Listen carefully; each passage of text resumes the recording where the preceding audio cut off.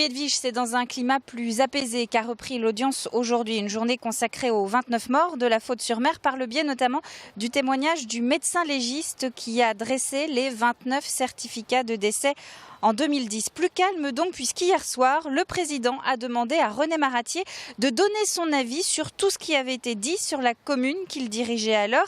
Il a également partagé son étonnement quant à l'ignorance de l'ancien élu des précédentes tempêtes qui ont balayé la Faute. Enchaînement de questions, d'insistances aussi qui ont déstabilisé l'ancienne idylle et que ses avocats condamnent. La question qui lui était posée était de savoir s'il avait la mémoire d'inondations qui auraient eu lieu précédemment à la Faute. Il a indiqué qu'il n'avait pas cette mémoire, en tout cas qu'il ne connaissait pas le détail de ces événements, et le président l'a interpellé extrêmement fortement en parlant y compris d'autisme, ce qui nous a choqués. On juge un homme, on a un magistrat qui, au début des débats, ne doit pas avoir une opinion sur l'affaire, et donc nous espérons que la sérénité des débats reviendra et que M. Maratier sera interrogé comme tout prévenu, c'est-à-dire avec l'équilibre et la neutralité nécessaires. Alors après le médecin légiste dont je vous parlais à l'instant et qui a témoigné ce matin, place également à un psychiatre présent notamment à la Nouvelle-Orléans après le passage de Katrina et en Thaïlande après le tsunami.